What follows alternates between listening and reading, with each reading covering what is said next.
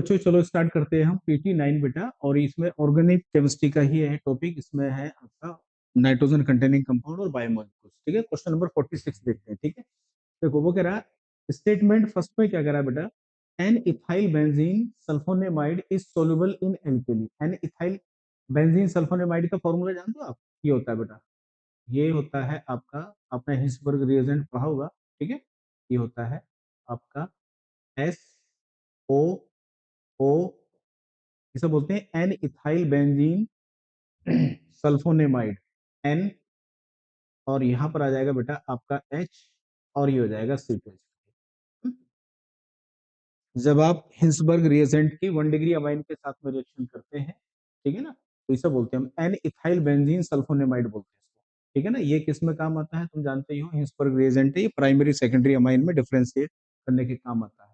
तो देखो ये जो हाइड्रोजन है बेटा, ये एसिडिक हाइड्रोजन होता है। क्या होता है ये? एसिडिक हाइड्रोजन होता है। क्या होता है बोलो? ये एसिडिक हाइड्रोजन होता है। ठीक है, ये वाला। अब वो कह रहा है कि ये सोल्यूबल है एल्की में, बिल्कुल सोल्यूबल है, बट ये एल्किली में क्या हो जाएगा? सोल्यूबल हो जाएगा। NaOH में इसको डालोगे तो NaOH में डालने के बाद में ये क्या हो जाएगा? आपका सोल्यूबल हो जाएगा। क्यों हो जाएगा बेटा? एसिड बेस रिएक्शन होगी। ठीक है ना, इसमें एसिडिक हाइड्रोजन है, ये वाला आपका बेस है। और स्टेटमेंट सेकंड में क्या कह रहा है कि hydrogen attach to nitrogen in sulfonamide is strongly acidic. ठीक है, स्टेटमेंट सेकंड में कह रहा है कि इस नाइट्रोजन के साथ में देखो जो आपका हाइड्रोजन है वो स्ट्रांगली एसिडिक हाइड्रोजन है। बिल्कुल सही बात है बेटा। ठीक है, तो मोर इलेक्ट्रोनेगेटिव के साथ में लगा हुआ जो हाइड्रोजन होता है वो मोर इलेक्ट्रो मतलब मोर एसिडिक होता है।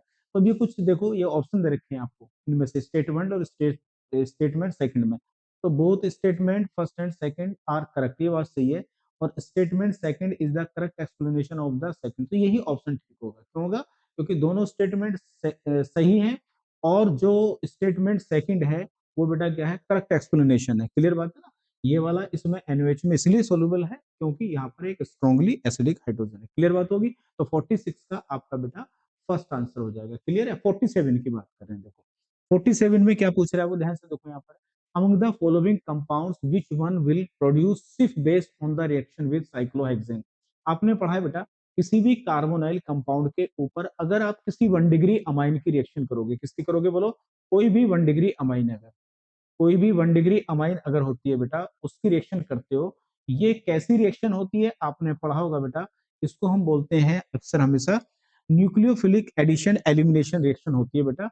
तो यहाँ से H+ इसके ऊपर अटैक करता है, ऐसे तोड़ते हैं और यहाँ से ये वाटर वगैरह निकल जाता है, ये यहाँ पर अटैक करता है। इस प्रकार शॉर्ट में बता रहा हूँ मैं आपको।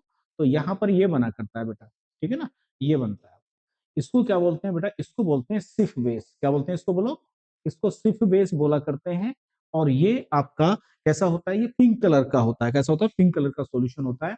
और ये भी याद कर लो, अगर इसमें SO2 गैस को पास करूंगा तो यहाँ पर मुझे बेटा क्या बना करता है? यहाँ पर सिर्फ रिएजेंट बनता है। और सिर्फ रिएजेंट जो बनता है ये कलरलेस होता है। ठीक है ना, क्या होता है? ये कलरलेस होता है। क्या होता है बोलो? ये कलरलेस होता है, ध्यान रखना। ये जो सिर्फ रिएजेंट होता है इसका यूज करते हैं हम एल्डिहाइड और कीटोन में डिफरेंस करने के लिए। ठीक है, सभी एल्डिहाइड के साथ में अगर आप कोई भी एल्डिहाइड है तो उसके साथ में सिर्फ रिएजेंट की रिएक्शन कराओगे तो वो क्या हो जाएगा? पिंक कलर आ जाएगा बेटा। ठीक है, और कीटोन के साथ में जब सिर्फ रिएजेंट की रिएक्शन कराते हो तो कोई भी कलर वगैरह नहीं आता है। तो 1 डिग्री अमाइन रिएक्शन करती है किसी भी कार्बोनाइल के साथ में, है ना, चाहे वो हेक्सेनोन हो, साइक्लोहेक्सेनोन। साइक्लोहेक्सेनोन का क्या फॉर्मूला होता है? ये भी एक कार्बोनाइल कंपाउंड होता है। देखो ये वाला, ये कार्बोनाइल कंपाउंड होता है। ठीक है, यहाँ पर तो कौन करेगा? 1 डिग्री। ये कौन सी है बेटा? ये तो 2 डिग्री है। ये वाली क्या है बेटा? ये भी क्या है आपकी? 2 डिग्री है। ये क्या है बेटा? आपकी 3 डिग्री है। केवल 1 डिग्री अमाइन रिएक्शन करेगी। 1 डिग्री कौन सी है? आपकी ये वाली है। ठीक है ना, सिर्फ बेस बनेगा इसके साथ में।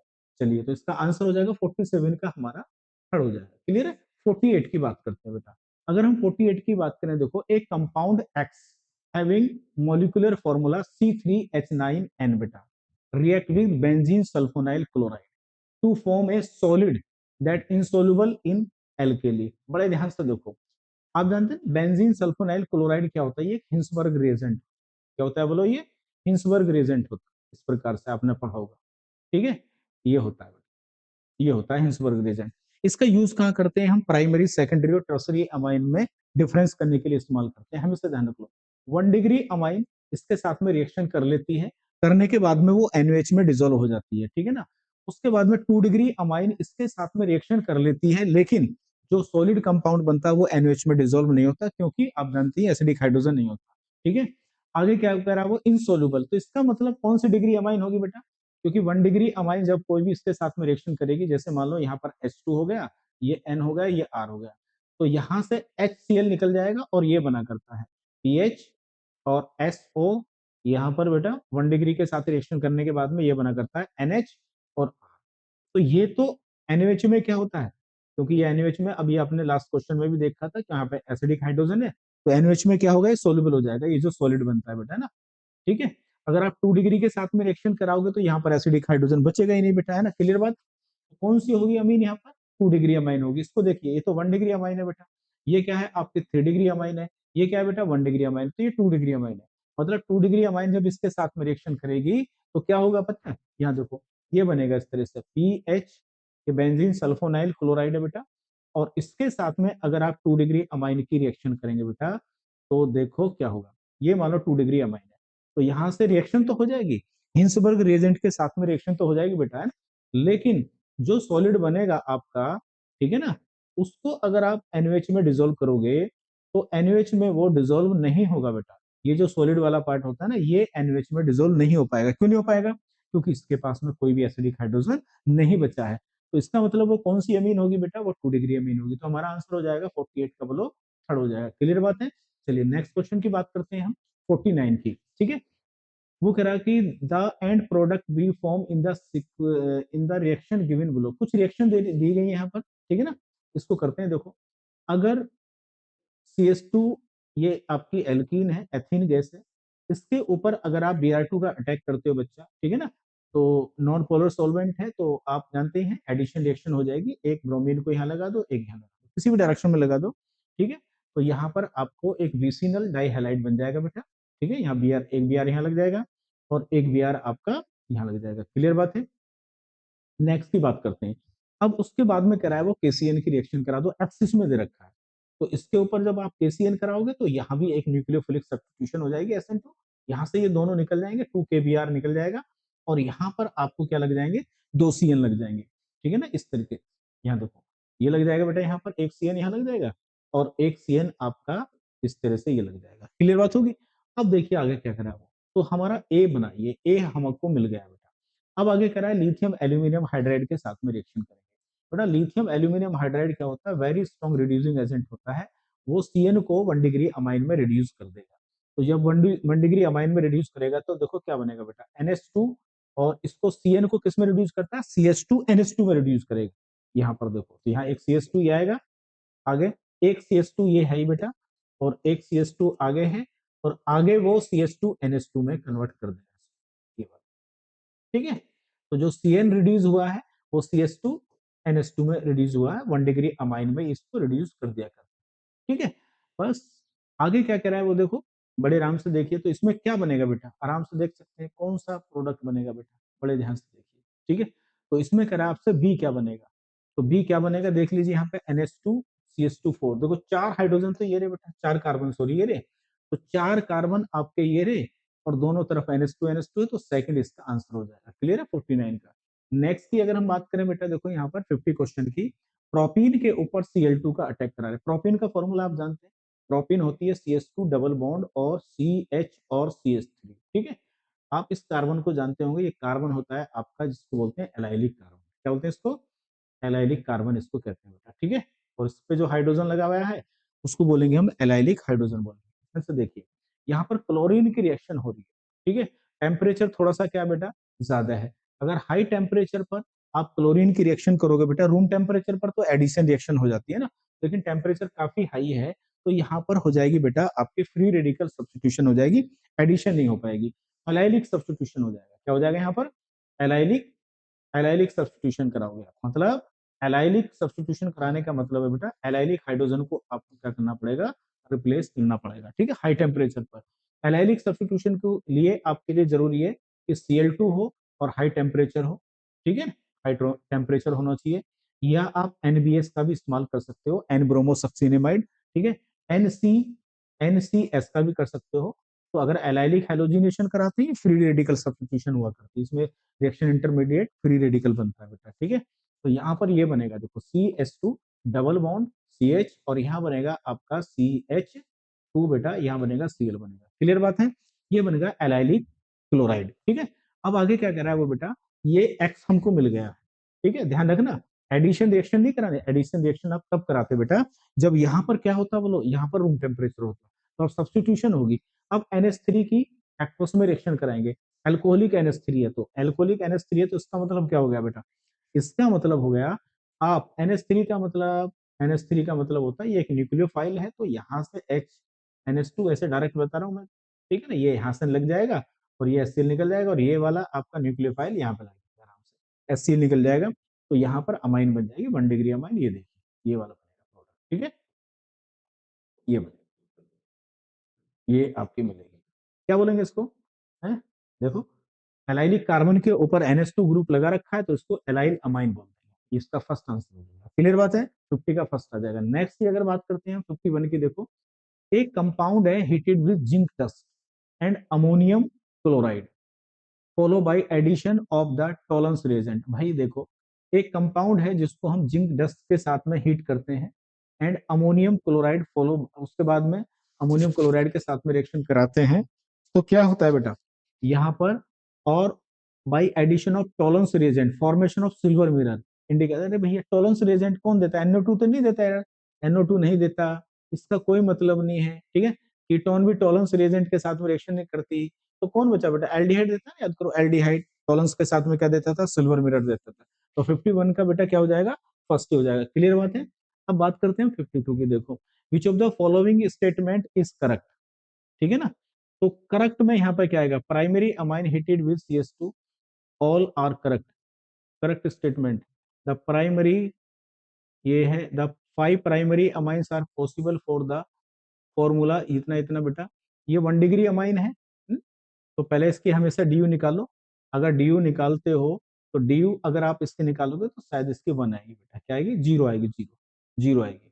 अब कैलकुलेट करके देख लेना। तो 1 degree amine, one reaction of nitrous acid, statement correct statement पूछा है बेटा यहाँ पर। तो 5 primary amines are possible of the following formula, नहीं 5 तो नहीं बनती इससे बेटा, रिएक्शन ऑफ नाइट्रस एसिड और 1 degree aliphatic amines cold with give a diazonium salt, नहीं नहीं नहीं नहीं, ये भी गलत है। 5 नहीं बनेंगे अगर आप इसके स्ट्रक्चर बनाओगे ना इस वाले मोलिकुलर फॉर्मूले से बेटा, तो अगर इसके स्ट्रक्चर बना के आप देखोगे 1 डिग्री अमाइन के केवल, है ना, 1 डिग्री अमाइन के बनाने हैं, आराम आराम से बनाइए, तो इसके 6 बनेंगे बेटा। क्या बनेंगे बोलो, 6 बनेंगे। इसका मतलब ये वाला स्टेटमेंट सही नहीं है ना, बना के देख लीजिए, पहले स्टेट चेन में लगाइए, फिर ब्रांच लगाइए, बना बना के देखिए, reaction nitrous acid of aliphatic. देखो कोई भी 1 डिग्री अमाइन अगर होती है तो ये स्टेट, ये वाला, ये तो गलत है बेटा, ये सही नहीं है ना, 6 बनेंगे, आप बना के चेक कर लेना इसका। 1 डिग्री अमाइन की रिएक्शन अगर कभी भी हम इसके साथ में करते हैं बेटा, नाइट्रस एसिड के साथ में करते हैं, तो एलिफेटिक डाइजोनियम बनता है, एलिफेटिक डाइजोनियम सॉल्ट बना करता है, ये वाला है ना, ये बनता है। लेकिन ये स्टेबल नहीं होता, ये तुरंत क्या होता है, यहाँ से टूट जाता है, गुड लिविंग ग्रुप है ये, और यहाँ पर एक कार्बोकेटायन बना कर, ठीक है ना, और कार्बोकेटायन बनने के बाद में इसके ऊपर OH माइनस अटैक करता है, ये रिएक्शन SN1 हुआ करती है, SN1 मैकेनिज्म के थ्रू चलती है, कार्बोकेटायन बनता है, रीअरेंजमेंट वगैरह अगर होगा तो करना पड़ेगा, रिंग एक्सपेंशन होगा तो करना पड़ेगा, कंट्रैक्शन भी करना पड़ेगा, सारे प्रोडक्ट बनते हैं SN1 में। ठीक है, तो यहाँ पर जब भी 1 डिग्री अमाइन की रिएक्शन एलिफेटिक में, ध्यान रखना, कोई भी एलिफेटिक 1 डिग्री अमाइन है उसकी नाइट्रस एसिड के साथ में या NaNO2 HCl के साथ में करेंगे, तो मेन प्रोडक्ट क्या बनता है बेटा, हमेशा अल्कोहल बना करता है, तो वो स्टेबल नहीं होता। ठीक है ना, तो ये वाला भी क्या है बेटा, गलत है, ये वाला बिल्कुल गलत है। ठीक है, a primary amine heated with CH2 presence of excess of H2 give isocyanate, this reaction is called Hofmann mustard. बिल्कुल ठीक है, आपने सुना होगा हॉफमैन मस्टर्ड ऑयल टेस्ट होता है, जो प्राइमरी अमाइन देती है, 2 डिग्री 3 डिग्री नहीं देती है उसमें। ठीक है ना, तो ये वाला करेक्ट है बेटा, है ना, यही वाला करेक्ट, ये वाला। ठीक है, ऊपर वाले रॉन्ग है दोनों के दोनों, ये वाला थर्ड वाला करेक्ट है, 52 का आपका थर्ड सही है बेटा। क्लियर है, नेक्स्ट क्वेश्चन की अगर हम बात करें यहाँ पर, देखो 53 की बात करते हैं ना, तो कह रहा विच of the following statement is correct, बात करते हैं। देखो इस ये रिएक्शन बड़ी फेमस है बेटा ना, आप जानते हैं क्लोरोफॉर्म की जब किसी भी 1 डिग्री अमाइन के साथ में रिएक्शन करते हैं ना, कोई भी 1 डिग्री अमाइन है C6H5 और NH2, जब उसकी रिएक्शन क्लोरोफॉर्म के साथ में करते हो, एलिफेटिक और एरोमेटिक कोई भी 1 डिग्री अगर अमाइन है, एलिफेटिक हो या एरोमेटिक हो, कोई भी 1 डिग्री अमाइन है, क्लोरोफॉर्म के साथ करोगे क्यूएच की प्रेजेंस में बेटा, ठीक है ना, एल्कोहलिक क्यूएच होता है ये बेस की प्रेजेंस में, तो हमेशा एक फॉइल स्मेल, एक अति दुर्गंध वाली स्मेल वाला एक कंपाउंड बनता है जिसको बोलते हैं हम आइसोसाइनाइड। क्या बोलते हैं इसको? आइसोसाइनाइड बोला करते हैं, इसको कार्बिल अमाइन भी कहते हैं, ठीक है ना, आइसोसाइनाइड बनेगा ये वाला, ठीक है ना। और साथ में बाई प्रोडक्ट, तो ए जो है ना ये आइसोसाइनाइड होता है, फिनाइल आइसोसाइनाइड बोलते हैं इसको, कार्बिल अमाइन भी बोलते हैं इसको, क्लियर है। तो ये तो ठीक है बेटा, यहाँ पर ये करेक्ट है बिल्कुल, ये वाला क्या है, स्टेटमेंट इज करेक्ट है, ये वाला करेक्ट है। और इसके बाद में देखते हैं हम, ये साइनाइड है, साइनाइड की रिएक्शन हम सोडियम और अल्कोहल के साथ में करते हैं, तो बेटा यहाँ जो बनेगा ना वो बना करता है आपका 1 डिग्री अमाइन बनती है, रिडक्शन हो जाता है, ठीक है ना। कभी भी हमेशा ध्यान रखो 1 डिग्री अमाइन बनेगी ए से। फिर अगर एक ही रिएक्शन नाइट्रस एसिड के साथ में करोगे, तो मैंने अभी बताया था 1 डिग्री अमाइन की नाइट्रस एसिड के साथ में करते हैं बच्चा, तो हमेशा क्या बना करता है बोलो, एल्कोहल बना करता है मेन प्रोडक्ट। पहले डाइजोनियम सॉल्ट बनेगा, वहां से N2 गैस निकल जाएगी, जैसा अभी मैंने लास्ट वाले क्वेश्चन में बताया था, और यहाँ पर ये OH बनेगा बेटा। क्या बनेगा? कोई भी 1 डिग्री एलिफेटिक अमाइन की रिएक्शन अगर नाइट्रस एसिड के साथ में करोगे तो मेजर प्रोडक्ट क्या बनता है बोलो, एल्कोहल बना करता है। तो ये हमारा हो गया बेटा बी हो गया, क्या हो गया, ये हमारा बी हो गया, ठीक है। ए क्या हो गया हमारा, ए मैंने यहाँ बना दिया आपका। आगे वो कह रहा है कि इसको कॉपर के साथ में अगर आप हीट करोगे बेटा, तो यहाँ पर क्या होगा, ऑक्सीडेशन हो जाएगा। कॉपर के साथ में क्या होगा, एक हाइड्रोजन यहाँ से निकलेगा, एक हाइड्रोजन यहाँ से निकलेगा, डिहाइड्रोजिनेशन हो जाएगा। और डिहाइड्रोजिनेशन होने के बाद में क्या बनेगा बेटा, 1 डिग्री एल्कोहल को अगर आप कॉपर के साथ में हीट करते हो तो हाइड्रोजन गैस निकलती है, और क्या होता है, अल्डिहाइड बनता है। 2 डिग्री को हीट करते हो तो कीटोन बनती है, हाइड्रोजन गैस। 3 डिग्री एल्कोहल को अगर कॉपर के साथ में हीट करते हैं तो आपको पता ही है उसमें एलिमिनेशन होता है और एल्कीन बनती है उसमें, ठीक है ना। चलिए, तो ये वाला बिल्कुल बेटा सही है, यहाँ तक बिल्कुल ये वाला स्टेटमेंट भी सही है, यही बना देखो, ठीक है। अगर मैं इसकी बात करूं बेटा, यहाँ से देखो NaCl CN लग जाएगा, ठीक है ना। यहाँ पे क्या बनेगा, थर्ड की बात करो अगर मैं यहाँ पर, तो यहाँ बनेगा x की जगह मेरा बोलो CH3 बनेगा, और CH2 क्या बनेगा बोलो, CN बनेगा बेटा। यहाँ पर x, ये x बन गया मेरा, ठीक है। नेक्स्ट की बात करूं, ये क्या करा है NiH2, तो ये NiH2 मतलब कैटेलाइटिक रिडक्शन कर दो, इसका रिडक्शन हो जाएगा, रिडक्शन होने से जो बनेगा यहाँ पर वो बनेगा CH3 और CH2 और CH2 और NH2 बनेगा बेटा। क्या बनेगा, NH2, ठीक है, ये बन गया रिडक्शन करने से, ठीक है, 1 डिग्री अमाइन बनेगी। तो वाई आपका ये बन गया बेटा, वाई ये बन गया है। देखो उसके बाद में कह रहा है एसिटिक एनहाइड्राइड के साथ में इसकी रिएक्शन करिए। तो भैया जब इसकी एसिटिक एनहाइड्राइड के साथ में रिएक्शन करोगे ना, तो क्या हो जाएगा, इसका एसाइलेशन हो जाएगा बेटा। क्या हो जाएगा बोलो, इसका एसाइलेशन हो जाएगा। क्या हो जाएगा, एसाइलेशन। कैसा होगा एसाइलेशन, देखो इस तरह से होगा। कितने कार्बन है यहाँ पर, ये बनेगा देखो CH3, और बेटा यहाँ बनेगा CH2, और यहाँ बनेगा CH2, और यहाँ एसाइलेशन होने के बाद में फाइनल प्रोडक्ट आपको कुछ ऐसा दिखाई देगा, ठीक है। किसी भी एनहाइड्राइड के साथ कर दो या एसिड क्लोराइड के साथ कर दो, ये बनेगा एसाइलेशन के बाद में। तो देखिए ये वाला दिखाई दे रहा, बिल्कुल सही है बेटा, यही बनेगा। देखो ये बन रहा है एसाइलेशन के बाद। इसका मतलब सारे ऑप्शन क्या है बेटा, करेक्ट है। इसका क्या आंसर हो जाएगा, 53 का फोर्थ हो जाएगा, क्लियर है। चलिए नेक्स्ट क्वेश्चन की अगर हम बात करते हैं बेटा, 54 का increasing order of pKb value. पहले आप देखिए ध्यान से, पीकेबी क्या होता है बेटा। अगर कभी आपसे ये पूछे ना कि पीकेबी की वैल्यू बताओ मैक्सिमम किसकी होगी, तो अगर पीकेबी की वैल्यू मैक्सिमम पूछ रहा है ना, अगर बढ़ रही है, तो इसका मतलब होता है कि बेसिक स्ट्रेंथ क्या हो रही है बेटा, बेसिक स्ट्रेंथ क्या हो रही है, डिक्रीज हो रही है। क्लियर बात है। इसका मतलब आपको कैलकुलेट नहीं करनी पीकेबी की वैल्यू। अगर आपसे कहता है मैक्सिमम पीकेबी की वैल्यू बताओ किसकी होगी, तो आपको बताना है वीक बेस कौन सी है, तो बेसिक स्ट्रेंथ क्या होगी, उसकी डिक्रीज होगी। अगर वो कहता है कि मिनिमम पीकेबी की वैल्यू बताइए, कि मिनिमम बताइए किसकी सबसे कम होगी, तो कम का मतलब है कि आपको सबसे स्ट्रॉन्ग बेस चेक करना है। क्या करना है, स्ट्रॉन्ग बेस चेक करना है। क्या करना है बोलो, स्ट्रॉन्ग बेस चेक करना है, ठीक है। तो स्ट्रॉन्ग बेस कौन सा होता है, जिसके पास इलेक्ट्रॉन डेंसिटी ज्यादा होगी, वो तुम्हें पता ही है बेटा, ठीक है, क्लियर है। तो नेक्स्ट की बात, इसका उल्टा केबी होता है बेटा। केबी की वैल्यू अगर ज्यादा पूछेगा तो इसका मतलब है स्ट्रॉन्ग बेस की बात हो रही है, तो सबसे ज्यादा स्ट्रॉन्ग बेस को आपको क्या करना है बोलो, चेक करना पड़ेगा। अगर केबी की वैल्यू आपसे कम पूछता है तो आपको देखना पड़ेगा कि वो उनमें सबसे वीक बेस कौन सा है। क्लियर बात है आपसे, क्योंकि कोई भी क्वेश्चन आ सकता है यहाँ से। तो यानी कि सबसे पहले आप निकालिए केबी की वैल्यू, केबी की वैल्यू निकाल लो, केबी का डिक्रीजिंग ऑर्डर लिख लो, उसका उल्टा कर देना। तो देखो यहाँ पर यहाँ पर लग रहे हैं बेटा इलेक्ट्रॉन डोनेटिंग ग्रुप लग रहा है, ये प्लस आर वाला ग्रुप है, तो प्लस आर ग्रुप है तो बेटा क्या होगा, यहाँ पर इलेक्ट्रॉन डेंसिटी क्या होगी, बढ़ेगी। क्लियर बात है, यहाँ कोई ग्रुप नहीं लग रहा, यहाँ पर माइनस आई ग्रुप लग रहा है बेटा, यहाँ भी क्या लग रहा है, माइनस आई लग रहा है। माइनस आई किसका स्ट्रॉन्ग होता है बेटा, इसका होता है, ठीक है ना।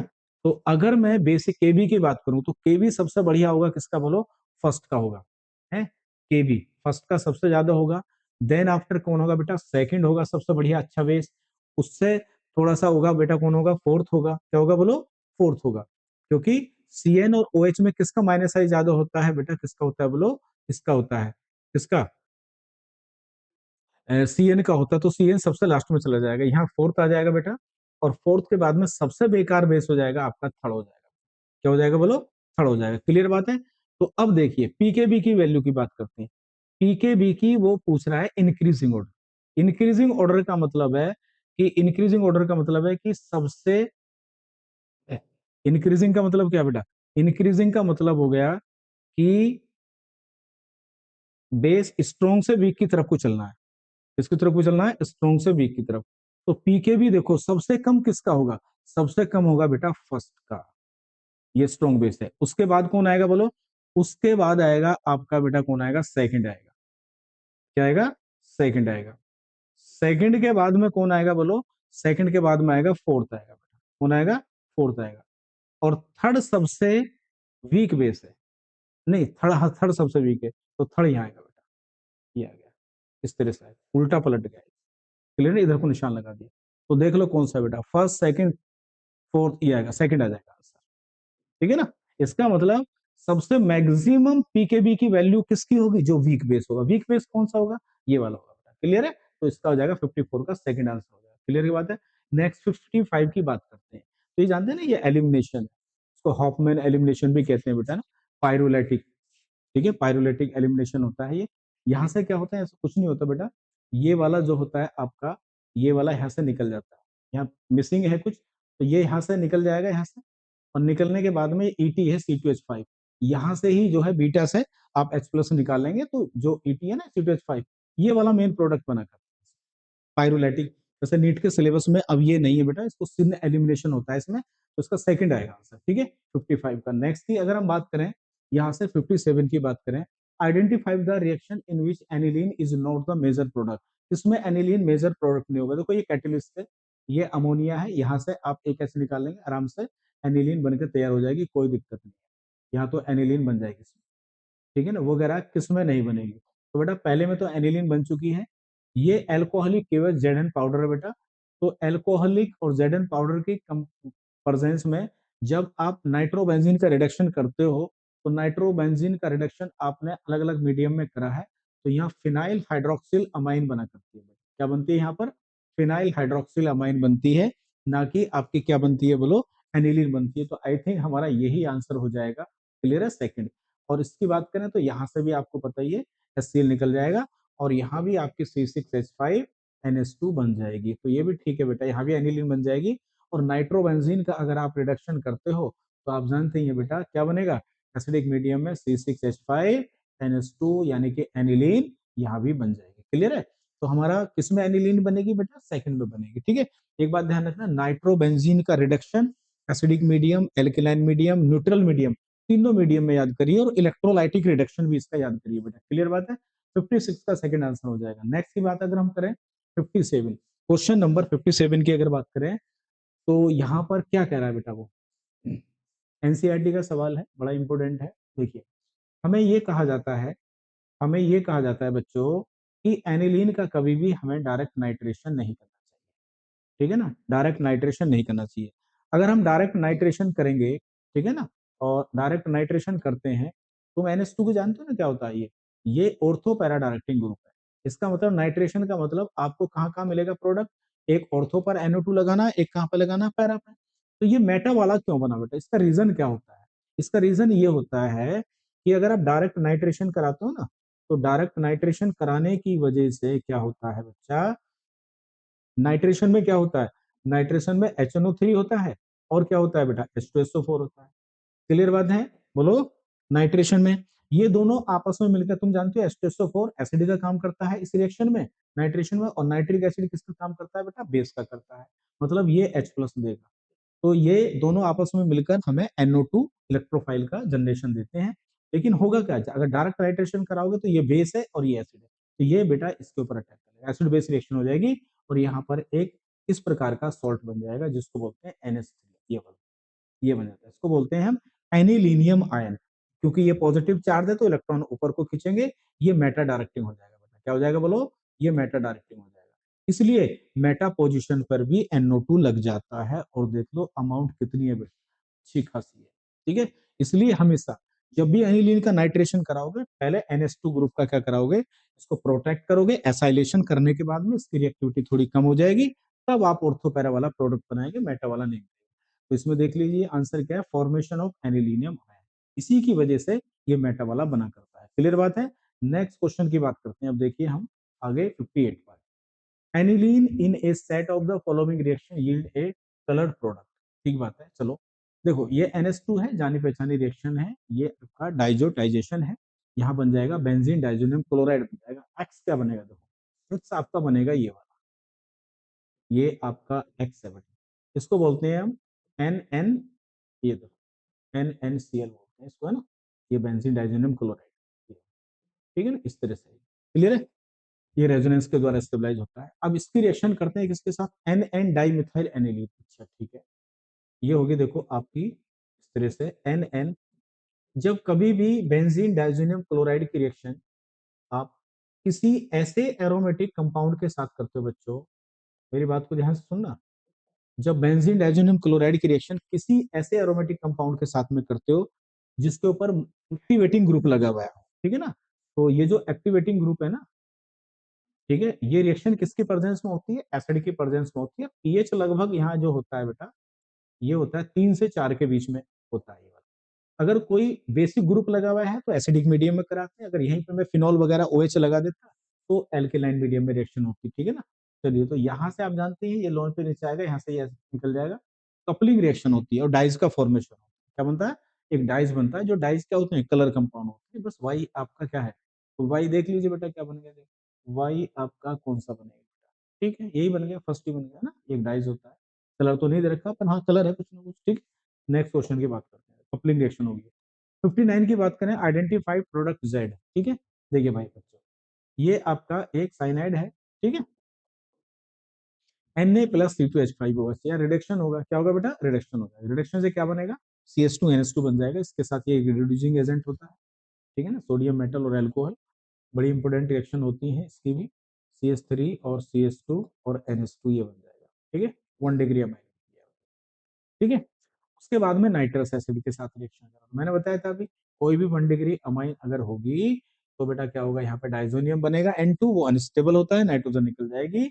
मेन प्रोडक्ट क्या बना करता है बेटा, जब भी 1 डिग्री एलिफेटिक अमाइन के साथ में आप नाइट्रस एसिड की रिएक्शन करोगे, एक्चुअल में क्या होता है, जो एलिफेटिक अमाइन होती है ना, 1 degree 2 degree 3 degree, nitrous acid का इस्तेमाल करते हैं उन तीनों में डिफरेंस करने के लिए, ठीक है। तो यहाँ पर एल्कोहल बनेगा प्यारे बच्चों, क्या बनेगा, एल्कोहल। यार देखो एल्कोहल की रिएक्शन अगर आप इससे सिलेक्ट करोगे, ये है एसिडिक पोटेशियम डाइक्रोमेट, और ये होता है एक स्ट्रॉन्ग ऑक्सीडाइजिंग एजेंट। तो स्ट्रॉन्ग ऑक्सीडाइजिंग एजेंट होने की वजह से 1 डिग्री एल्कोहल को ये किस में कन्वर्ट कर देगा, ये कार्बोक्सिलिक एसिड में कन्वर्ट कर देगा, और जो आपका प्रोडक्ट बनेगा बच्चों, वो बनेगा ये वाला, ठीक है, रथिनोइक एसिड बन जाएगा। इसका हो जाएगा ऑप्शन नंबर थर्ड सही हो जाएगा। क्लियर बात होगी। नेक्स्ट की बात करते हैं बेटा, बड़े ध्यान से देखेंगे इसको, क्या बनेगा भाई, मैचिंग कॉलम है, मैच करो जरा ध्यान से। हॉफमैन ब्रोमाइड रिएक्शन में क्या होता है बेटा, number of amines with lesser number of carbon, reaction with reaction Hoffmann. Gabriel phthalimide में क्या होता है, reaction with alkyl halide with NH3, reaction with carbyl amine reaction क्या होती है, डिटेक्शन प्राइम। देखो इसका कार्बिल एमाइन का क्या हो गया, फोर्थ का बी, अरे फोर्थ का बी किसी में नहीं है, मौज आएगी भाई, देखिए है ना, कोई भी एक एक देख लो, जो भी तुम्हें आता है सबको देख लो, फोर्थ का बी बिल्कुल ठीक है। कार्बिल एमाइन रिएक्शन जानते हैं ना, 1 डिग्री अमाइन के लिए इस्तेमाल होती है, चाहे प्राइमरी हो या प्राइमरी मतलब एलिफेटिक हो या फिर एरोमेटिक हो। और देखते हैं चलो, 1 का डी दे रखा है, देखो 1 का डी अमोनोलाइसिस, अमोनोलाइसिस रिएक्शन में, हाँ एल्काइल हैलाइड की करते हैं ना अमोनिया के साथ एक्सिस में, हॉफमैन अमोनोलाइसिस कहते हैं, ये ठीक है, पहले ही आ जाएगा इसका बेटा, फर्स्ट आ जाएगा सिस्टी का। नेक्स्ट क्वेश्चन की अगर हम बात करते हैं 61 की, tertiary amine is obtained in the reaction. Tertiary amine किस में बनेगी बेटा? बड़ी आसान सी बात है बेटा, एनिलीन की रिएक्शन करते हैं इसके साथ, टर्सरी अमाइन। एनिलीन जानते हो ना, पहले वाले की बात करते हैं, पहले की देखो एनिलीन क्या होती है बेटा, ये होती है ना एनिलीन आपकी, ये है, ठीक है भाई। इसकी रिएक्शन करेंगे हम किसके साथ बोलो, CH3 के साथ करेंगे बच्चा, ठीक है। तो यहाँ से निकल जाएगा, आई निकल जाएगा, क्या बनेगा यहाँ पर, एल्काइलेशन हो जाएगा, क्या हो जाएगा, एल्काइलेशन हो जाएगा, ठीक है। ये होगा एन मिथाइल बनेगा, ठीक है, ये बनेगा भाई। इसकी फिर करोगे इसके साथ में यार, ठीक है, CH3 के साथ, तो ये H फिर निकल जाएगा बेटा यहाँ से ना, HI निकल जाएगा यहाँ से, और एल्काइल ग्रुप और लग जाएगा, तो ये बनेगा। क्या ये 3 डिग्री अमाइन बनी? वो कह रहा किस में 3 डिग्री बनी? हाँ बेटा बिल्कुल 3 डिग्री अमाइन बन गई ना, बन गई, देखो ये बन गई, 3 डिग्री अमाइन है एरोमेटिक में ना, 3 डिग्री अमाइन बन गई।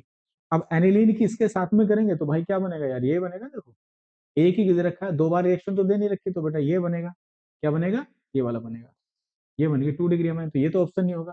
नाइट्रोबेंजीन का रिडक्शन करोगे तो नाइट्रोबेंजीन के रिडक्शन से प्यारे बच्चों क्या बनेगी, बोलो, NH2 बनती है, क्लियर है। तो कौन सा आंसर होगा बेटा, 3 डिग्री किस में बनती है, 3 डिग्री आपकी फर्स्ट में बनती है, टर्सरी अमाइन इसी में ऑब्टेन होगी फर्स्ट में, ठीक है। नेक्स्ट की बात करें अगर हम, क्वेश्चन नंबर कौन सा, 62।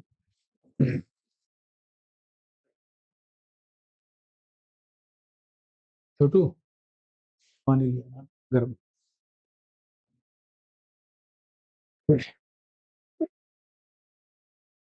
चलिए बेटा देखो, क्वेश्चन नंबर 62 की अगर बात करें तो ये है आपका, देखो एक एरोमेटिक कंपाउंड है, ब्रोमिनेशन करना चाहते हो, इलेक्ट्रोफिलिक सब्स्टिट्यूशन करोगे, तो ये एक इलेक्ट्रॉन विड्रॉविंग ग्रुप है, ये इलेक्ट्रॉन डोनेटिंग ग्रुप है, तो हम इसके अनुसार काम करेंगे ना, इसके अनुसार काम करेंगे, ठीक है।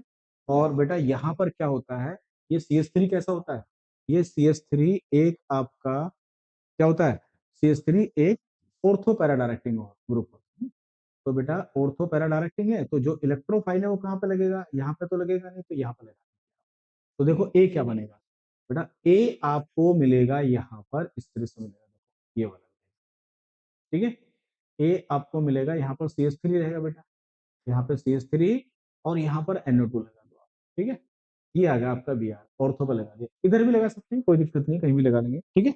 नेक्स्ट की अगर बात करें, देखो अब क्या करा है वो, अब SnHCl एसिडिक मीडियम में, तुम जानते हो ना ये रिड्यूसिंग एजेंट होता है, ये रिड्यूसिंग एजेंट है, मतलब इसका रिडक्शन कर देंगे हम, तो रिडक्शन किसका होगा, Br इसका तो नहीं होगा, तो इसका हो जाएगा, इसका नाइट्रोबेंजीन के रिडक्शन से क्या मिलेगा बेटा, हमें मिलेगा यहाँ पर NH2 लग जाएगा, क्या लग जाएगा बोलो, NH2 लग जाएगा, तो यहाँ लग जाएगा हमारा NH2, ये वाला NH2 लग जाएगा, ऊपर हमारा CH3 ऐसे ही रहेगा, और Br भी हमारा ऐसे ही रहेगा, ये हमारा मिलेगा हमको बेटा, बी मिल गया, ठीक है। आगे क्या करा है, डाइजोटाइजेशन कर दीजिए, ठीक है ना, बेंजीन डाइजोनियम क्लोराइड बन जाएगा, तो हमारा जो सी बनेगा बेटा, वो सी बनेगा हमारा कुछ ऐसा बनेगा, देखो ध्यान से, यहाँ लग जाएगा हमारा N2Cl, ठीक है, यहाँ हमारा Br रहेगा बेटा, और यहाँ लग जाएगा हमारा क्या बोलो, यहाँ लग जाएगा प्यारे बच्चों हमारा CH3 ही रहेगा। आगे क्या है, आगे फिर रिडक्शन है, ठीक है ना, बेंजीन डाइजोनियम क्लोराइड को अगर रिप्लेस करना था तो याद करो, तो अगर इसकी रिएक्शन करते हैं ना H3PO2 की, तो ये रिड्यूसिंग एजेंट होता है, ये क्या होता है बोलो, रिड्यूसिंग एजेंट होता है। जब भी आप बेंजीन डाइजोनियम क्लोराइड की रिएक्शन इसके साथ में करोगे तो डाइजोनियम क्लोराइड गायब हो जाएगा, तो बेंजीन बन जाती है, ठीक है, ये यहाँ से गायब हो जाएगा, यहाँ बचेगा आपका CH3, और यहाँ बचेगा आपका Br, ये बन गया आपका बेटा डी बन गया, क्या बन गया, डी। अब आप जानते हैं बेटा KMnO4, ठीक है, KMnO4 एल्कलाइन मीडियम है, KMnO4 मतलब ऑक्सीडाइजिंग एजेंट है, तो कोई भी एल्काइल ग्रुप अगर बेंजीन के ऊपर लग रहा है वो sp3 कार्बन है, उसके ऊपर अगर एक भी हाइड्रोजन है तो बेटा ऑक्सीडाइज होने के बाद में वो कन्वर्ट हुआ करता है बेंजोइक एसिड में, किसमें होता है बोलो, बेंजोइक एसिड में, तो हमारा ये वाला प्रोडक्ट बन गया, ठीक है। देखिए अब इसकी नंबरिंग करेंगे तो 1 2 यानी कि 2 bromo benzoic acid, 2 bromo benzoic acid हमारा, यानी कि फर्स्ट हमारा इसका आंसर आ गया, क्लियर है। नेक्स्ट की बात करते हैं 63 की, वो कह रहा है एल्काइल डाइ कुछ स्टेटमेंट करा, alkyl diazonium salt is unstable at 0, हाँ एल्काइल डाइजोनियम सॉल्ट का मतलब होता है RN2, ये होता है ना, इसको बोलते हैं एल्काइल डाइजोनियम सॉल्ट, ये अनस्टेबल होता है। एरोमेटिक वाला क्या होता है बेटा, स्टेबल होता है, क्यों होता है, को बेंजीन रिंग क्या करती है, उसको रेजोनेंस के द्वारा स्टेबल कर देती है, ठीक है। बेंजीन डाइजोनियम सॉल्ट स्टेबल होता है, बिल्कुल सही बात है, पीएच है ये, और ये N2 है। तो यहाँ जानते हैं ना, ये तो स्टेबल है, ये अनस्टेबल है, ये अनस्टेबल है, ठीक है ना, क्यों, ये तो यहाँ से निकल के भाग जाएगा। ये स्टेबल है, ये स्टेबल क्यों है बेटा, ये स्टेबल है किसकी वजह से, रेजोनेंस फिनाइल लग रहा है, तो रेजोनेंस के द्वारा यहाँ से इसको इलेक्ट्रॉन डेंसिटी मिल रही है, इसलिए स्टेबल है। लेकिन टेम्परेचर बहुत लो होना चाहिए, 0 डिग्री सेल्सियस से लेकर 5 डिग्री सेल्सियस के बीच में होना चाहिए, तभी ये भी स्टेबल रहेगा। टेम्परेचर बढ़ाओगे तो एरोमेटिक डाइजोनियम सॉल्ट भी क्या होगा, अनस्टेबल हो जाएगा, नाइट्रोजन यहाँ से निकल जाएगा। क्लियर बात है। स्टेटमेंट सेकंड क्या कह रहा है, देखो, वो कह रहा है 1 degree 2 degree 3 degree amines are differentiate by Hinsberg test. बिल्कुल ठीक है बेटा, बिल्कुल ठीक है, ये वाला स्टेटमेंट। आओ, in the light of the above statement choose the correct answer for the option. इन दोनों स्टेटमेंट के बेसिस पर करेक्ट देखो बेटा, statement first is true but statement नहीं, दोनों स्टेटमेंट, बहुत स्टेटमेंट फर्स्ट और सेकंड आर करेक्ट ट्रू है, इस पर लगा दिया, सेकंड इसका आंसर होगा 63 का। नेक्स्ट की बात करते हैं अगर हम 64 की, identify correct order of basic nature. आप जानते हैं ना, अगर मान लो ये होती है बेटा RnH2, ये 1 डिग्री अमाइन है, ठीक है, और ये है आपकी, बोलो 2 डिग्री अमाइन है, ठीक है, और ये आपकी R3n है, 3 डिग्री अमाइन। देखो ध्यान से देखो, अगर गैसेस स्टेट की बात करते हैं, ठीक है ना, अगर गैसेस स्टेट में अमाइंस की बेसिक स्ट्रेंथ को आप चेक करते हो, तो उसमें केवल इलेक्ट्रॉन डेंसिटी को कंसिडर करते हैं। क्या करते हैं बोलो, इलेक्ट्रॉन डेंसिटी को कंसिडर करते हैं ना, जितनी ज्यादा डेंसिटी होगी भैया, किसके पास ज्यादा डेंसिटी होगी, है डेंसिटी का ऑर्डर होगा 3 डिग्री, उसके बाद 2 डिग्री, उसके बाद क्या होती है 1 डिग्री। कौन से फेज में आता है आंसर, गैसेस फेज में, ध्यान रखना। अब देखिए, अगर एक्वस मीडियम की बात करें, किसकी बात करें बेटा, एक्वस मीडियम की बात करें, तो एक्वस मीडियम में जो बेसिक स्ट्रेंथ निकाली जाती है वो कई फैक्टरों पर डिपेंड करती है, वो इलेक्ट्रॉन डेंसिटी पे भी डिपेंड करती है, मतलब प्लस आई पॉजिटिव इंडक्टिव इफेक्ट पे डिपेंड करती है, सॉल्वेशन इफेक्ट मतलब हाइड्रेशन, हाइड्रेशन एनर्जी या उसको बोल दो आप क्या बोलते हैं, हाइड्रोजन बॉन्डिंग पे डिपेंड करती है, और स्टेरिक फैक्टर पे भी डिपेंड करती है। तीनों को मिलाकर आंसर लगाया जाता है, तो उसको हम ऐसे याद करा करते हैं, अगर आर की जगह आप CH3 लिखोगे, ठीक है ना, आर की जगह मान लो आपने CH3 लिया, और एक्वस मीडियम में आप बेसिक स्ट्रेंथ चेक कर रहे हो, तो बेटा हमेशा ध्यान रख लो 2 डिग्री पहले नंबर पर आएगा, 1 डिग्री आएगा, और 3 डिग्री यहाँ पर आएगा, ये स्टेरिक की वजह से पीछे पहुंच जाएगा। ये मिथाइल के केस में है। अगर मान लो आर की जगह आपने लगा दिया, ठीक है ना, क्या लगाओगे, आर की जगह आपने लगा दिया इथाइल ग्रुप लगा दिया, और एक्वस मीडियम में आप चेक कर रहे हो, तो फिर आएगा 2 डिग्री, 2 डिग्री के बाद में आएगा 3 डिग्री, 3 डिग्री के बाद में क्या आएगा बेटा 1 डिग्री। ये ऑर्डर याद रखिए हमेशा, ठीक है, क्लियर बात है। चलिए, तो हम बात करते हैं, ये देखो गैसेस फेज में क्या है, ये 3 डिग्री है, 2 डिग्री है, 1 डिग्री है, और बिल्कुल बढ़िया बात है, ये सही है बेटा, करेक्ट ऑर्डर है।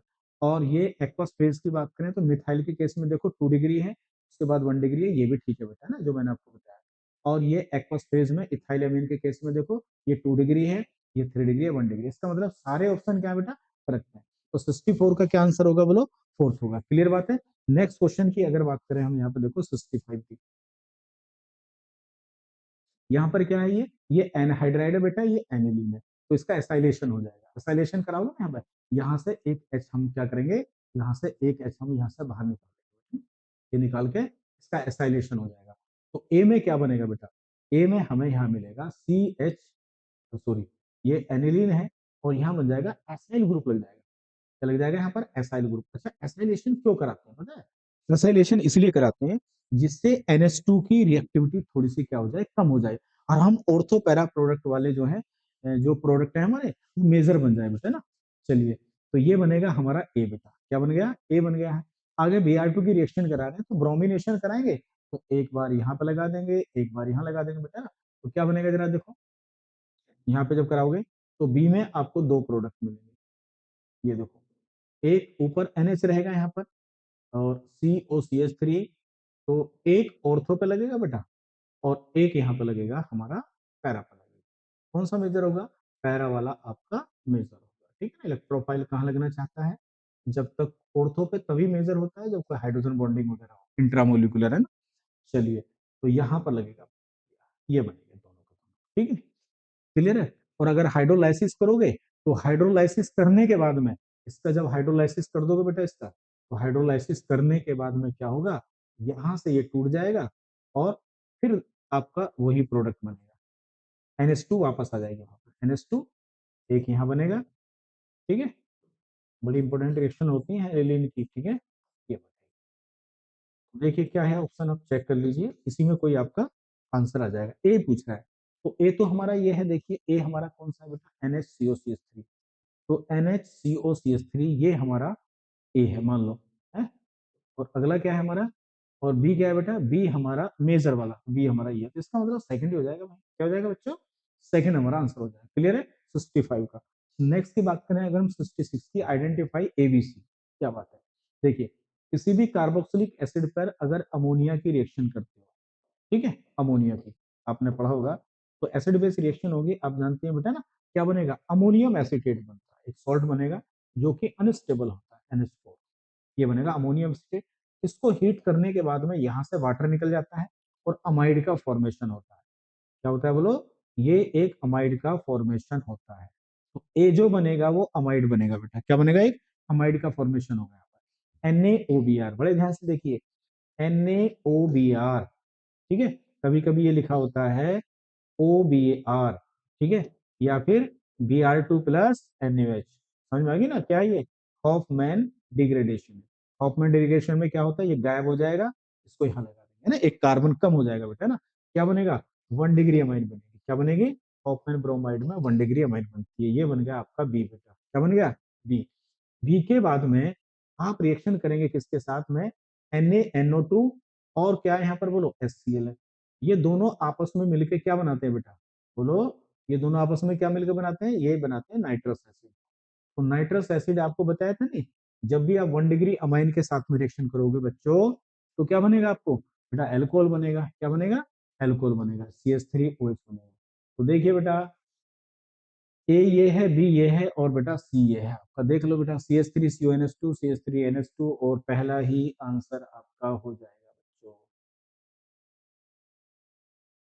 ठीक है भाई, क्लियर है, ये आ जाएगा।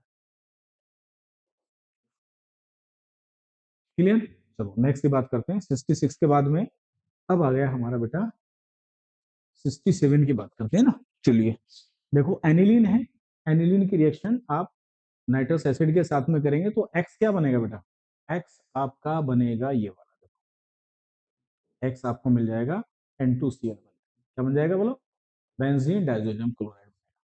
भाई इसकी रिएक्शन अगर हम किसके साथ में कराएंगे, यार NaOH के साथ कराओगे, एक्वस है बेटा, क्या है बोलो, एक्वस है, डेल्टा है। तो यार एक्वस का मतलब ये यहाँ से निकल के चला जाएगा बेटा, आपको मिलेगा यहाँ से फिनोल मिलेगा। क्या मिलेगा बोलो, फिनोल मिलेगा। क्या मिलेगा, फिनोल। और फिनोल में क्या होता है, ये बेटा एसिडिक हाइड्रोजन है, क्या ये एसिडिक होता है। तो जब ये एसिडिक है और बेस आपके पास प्रेजेंस है, तो एसिड बेस की रिएक्शन भी होगी, है ना। क्या बनेगा यहाँ पर, यहाँ बनेगा भाई आपका, ये बनेगा ONA। क्या बनेगा, इसको बोलते हैं हम सोडियम फिनोक्साइड, ये हमारा भाई है बेटा, ये सोडियम फिनोक्साइड है। तो इसकी रिएक्शन किसके साथ में कराओगे बच्चा, वो कराओगे C2H5 के साथ कराओगे, ठीक है। 1 डिग्री एल्काइल हैलाइड है, SN2 रिएक्शन हो जाएगी, विलियमसन्स ईथर सिंथेसिस हो जाएगी, Na निकल जाएगा और एक ईथर बनेगी, है ना। क्या बनेगी, यहाँ लग जाएगी O C2H5, इथॉक्सी बेंजीन आपको मिल जाएगी प्यारे बच्चों। तो देखिए कौन सा है बेटा, ये वाला हमारा आंसर हो जाएगा, जेडी पूछ रहा है ना, जेडी, विलियमसन्स ईथर सिंथेसिस हो जाएगी, ठीक है।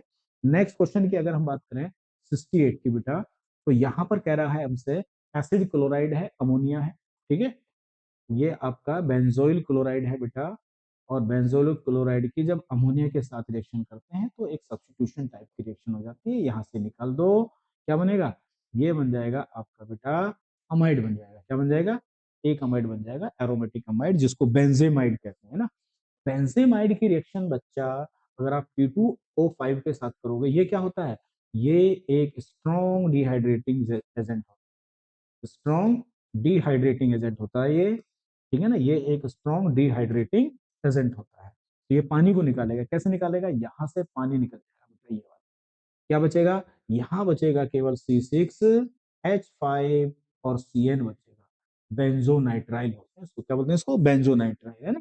चलिए, तो बेटा ये बेंजाइल बेंजो ये क्या बनेगा, अच्छा ये तो वाई बना बेटा, क्या बना ये, वाई बना। तो अब आगे क्या करवा रहा है इसका भाई, अच्छा रिडक्शन करा रहा है। तो बेटा CN के रिडक्शन से क्या बनता है आपको पता ही है, आप CN का रिडक्शन करते हैं तो 1 डिग्री अमाइन का फॉर्मेशन होता है, क्या बोलते हैं इसको, अब ये देखिए भैया जेड बन गया आपका, जेड। तो देखिए क्या आएगा बेटा, एनिलीन नहीं, बेंजाइल अमीन आएगी, क्या की बेंजाइल कार्बन है ना ये वाला, इसको देखो आप, ये बेंजाइलिक कार्बन है, तो बेंजाइलिक कार्बन पे NH लग रहा है तो उसको बेंजाइल अमीन कहते हैं। तो 68 का थर्ड हो जाएगा, क्लियर बात है। 69 की बात करते हैं देने, यहाँ पर देखो बड़े आराम से, देखो ये कोई कंपाउंड है, बड़े ध्यान से देखो, मॉलिक्यूलर, जब भी कोई मॉलिक्यूलर फॉर्मूला हो सबसे पहले आप उसके डीओ, और पूरे क्वेश्चन को पढ़ो ध्यान से, आपको कोई ना कोई हिंट मिल जाएगा। ये कह रहा है एक मॉलिक्यूलर फॉर्मूला है जिसका रिडक्शन करते हैं, एक कंपाउंड बी बनता है, उसकी नाइट्रस एसिड के साथ में करते हैं तो नाइट्रस एसिड के बाद में बी बनता है, जो इथाइल एल्कोहल देता है। कुछ फीलिंग आ रही है बेटा, कुछ फीलिंग आ रही है नहीं आ रही है? तो एल्कोहल कौन देगा बेटा, एल्कोहल तो वही देगा, यानी कि 1 डिग्री अमाइन बननी चाहिए, इसका मतलब इसका रिडक्शन इज साइनाइड है बेटा, क्या ये साइनाइड है प्यारे बच्चों, CH3CN है ये, क्या ये CH3CN है आपका, ठीक है। ये ए जो है, ये ए आपका साइनाइड है। जब बच्चा इसका रिडक्शन करोगे तो इसके रिडक्शन से क्या बनेगा, CH3CH2 और NH2 बने, 1 डिग्री अमाइन, ठीक है ना, ये 1 डिग्री अमाइन आपकी बन के तैयार होगी। आगे कह रहा है वो इसकी रिएक्शन अगर आप HNO2 के साथ में करते हो, तो मैंने अभी बताया, कितनी बार बताया, रिएक्शन कितनी बार रिपीट हो रही है ना, यहाँ से बनता है सबसे पहले है नाइट्रस एसिड के बाद में क्या बनता है, जो में एक इलेक्ट्रोफाइल हुआ करता है जिसको NO प्लस बोलते हैं ना, वो इसके पास अटैक करता है, अटैक करने के बाद में कई स्टेप में रिएक्शन होती है, और एक ऐसा एल्काइल डाइजोनियम सॉल्ट बना करता है, ठीक है ना, ये वाला। अब ये एल्काइल डाइजोनियम सॉल्ट क्या होता है, अनस्टेबल होता है, ये टूट जाता है। तो यहाँ से आपको एक कार्बोकेटाइन मिला करता है, SN1 रिएक्शन होती है, ध्यान रखना बेटा। अगर रीअरेंजमेंट पॉसिबल है तो करिए, है ना, SN1 रिएक्शन होगी, यहाँ पे तो जरूरत नहीं है क्योंकि यहाँ पर 1 डिग्री है। तो अब क्या होगा बेटा, और मेन प्रोडक्ट क्या होता है तुम जानते हो, उसमें वाटर होता ही है अंदर, OH अटैक करा करता है, तो मेन प्रोडक्ट ये होता है, यहाँ पर एल्कोहल बनेगा, क्या बनेगा, एल्कोहल बनेगा प्यारे बच्चों, ठीक है, ये एल्कोहल बनेगा। तो भाई यहाँ पर क्या बना, एल्कोहल बनेगा, ये रहा, and warming with CaCl3 and alcoholic, it gives offensive spell. कहने का मतलब ये है कि इसकी रिएक्शन अगर आप या क्लोरोफॉर्म के साथ कराओगे बच्चों और KOH के साथ करोगे, तो एक कैसी स्मेल वाला, बुरी सी स्मेल वाला आइसोसाइनाइड बना करता है। इस टेस्ट को आप कहते हो आइसोसाइनाइड टेस्ट या फिर कार्बिल एमाइड टेस्ट कहते हो, ठीक है। तो कंपाउंड ए क्या है, कंपाउंड ए ये रहा बेटा, क्या नाम है इसका, मिथाइल साइनाइड, इस कंपाउंड का। क्लियर बात होगी, तो इसका 69 का सेकंड हो जाएगा, क्लियर है। नेक्स्ट क्वेश्चन की बात करते हैं, चलो देखो ध्यान से, पढ़िए क्वेश्चन को एक बार।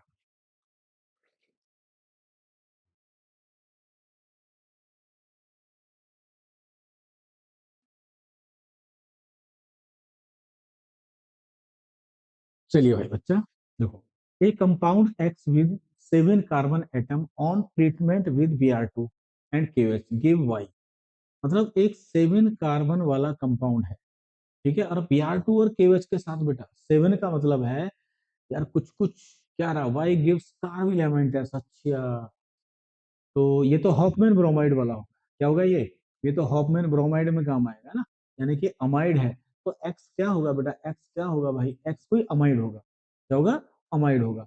तो अमाइड में 7 कार्बन का मतलब है कि यानी कि बेंजीन है बेटा, बेंजीन तो होगी, क्या होगी, बेंजीन तो होगी, यानी कि ये हो सकता है, ये 7 कार्बन वाला ये होगा अमाइड, इसके ऊपर 6 कार्बन ये हो गए, एक साथ ये होगा, डी निकाल के देख लो, चेक कर लो, ठीक है, यही होना चाहिए, आइडिया लगा लो, सब कुछ याद हो। इससे क्या बनेगा, इसकी रिएक्शन किसके साथ करा रहा है वो, Br2 प्लस KOH के साथ, हॉफमैन ब्रोमाइड रिएक्शन है, 1 डिग्री अमाइड जो भी होता है, ठीक है, ये यहाँ बन जाएगा 1 डिग्री अमाइड बन जाएगा, अमीन बन जाएगी 1 डिग्री, ये बन जाएगी NH2, एनिलीन बन गई। अब ये वाई बन गया आपका, क्या बन गया, वाई, ठीक है। गिव्स कार्बिल एमाइन टेस्ट, ये कार्बिल एमाइन टेस्ट देता है, कार्बिल एमाइन टेस्ट क्या होता है पता है, CaCl3 के साथ और KOH के साथ में करते हैं, ठीक है ना, तो एक रिएक्शन इंटरमीडिएट बनता है कार्बीन CCl2, क्या बनता है, CCl2, जिसका अटैक यहाँ करते हैं, कई स्टेप में रिएक्शन होती है, और आपको ये मिल जाया करता है NC, ये कार्बिल एमाइन, ठीक है, ये करा कार्बन डाइऑक्साइड, एंड अमोन diazonium diazotization and coupling with phenol give azo dyes, ठीक है, जो इसके साथ में रिएक्शन करता है, Y gives carbylamine test, ठीक है, तो वाई तो कार्बिल एमाइन टेस्ट देता है, और इसका डाइजोटाइजेशन करोगे तो क्या बनेगा? डाइजोटाइजेशन का मतलब है NO2 के साथ करोगे बेटा, तो ये बेंजीन डाइजोनियम क्लोराइड बन जाएगा। क्या बन जाएगा भाई? बेंजीन डाइजोनियम क्लोराइड बन जाएगा। और बेंजीन डाइजोनियम क्लोराइड अगर फिनॉल के साथ में करोगे तो क्या बनेगा बेटा? है बेसिक मीडियम में रिएक्शन होगी, क्योंकि ये एसिडिक ग्रुप है, तो H यहां से निकल जाएगा और एक कलर डाइज बन जाएगा। क्या बन जाएगा? कलर डाइज बन जाएगा। तो X क्या होगा? अरे X क्या होगा भाई? निकल गया, अमाइड हो गया, बेंजीमाइड होगा बेटा। क्लियर बात है? नेक्स्ट क्वेश्चन की अगर हम बात करते हैं यहाँ से 71 बेटा, ए वो करा कि ए जो है ना आपका इथाइल साइनाइड है। पहले की बात करते हैं 1 की, है इथाइल साइनाइड का मतलब है CH3 और CH2 और बेटा ये हो गया Cl, ये हमारा इथाइल साइनाइड है। क्लियर की बात करें तो यहां से अगर हम बात करें इथाइल साइनाइड की बेटा, तो क्या कह रहा है? कन्वर्टिबिलिटी इथाइल अमीन में, वो कह रहा है किस रिएक्शन में अगर हम उसको कन्वर्ट करें इथाइल अमीन में? इथाइल अमीन का मतलब C2H5NH2, इसमें कन्वर्ट करें तो हमारे पास ये चार ऑप्शन है। तो किन में से इथाइल मतलब इथाइल साइनाइड को हम इथाइल अमीन में कन्वर्ट कर सकते हैं? चलो चेक करते हैं इथाइल साइनाइड का। हम्म? देखो पहले में अगर बेटा इसका रिडक्शन करता हूं तो इसके रिडक्शन से क्या बनेगा पता है? इसके रिडक्शन से बनेगा CH3 CH2 और CH2 और NH2। बेटा इथाइल अमीन तो नहीं बनी। क्लियर है? तो पहला ऑप्शन तो हमारा गलत है, ये तो गलत हो गया। अब दूसरे की बात करते हैं, है ना? दूसरे की, तो दूसरे में क्या है बेटा? फिर हम इथाइल साइनाइड को लेते हैं। देखो इथाइल साइनाइड को अगर हम लेते हैं तो उसका हाइड्रोलाइसिस करते हैं, तो हाइड्रोलाइसिस करने से क्या होता है? कंप्लीट एसिडिक मीडियम में जब भी हाइड्रोलाइसिस करोगे तो कंप्लीट हाइड्रोलाइसिस होता है और CN किस में कन्वर्ट हो जाता है? कार्बोक्सिलिक एसिड में कन्वर्ट हो जाता है। किसमें बोलो?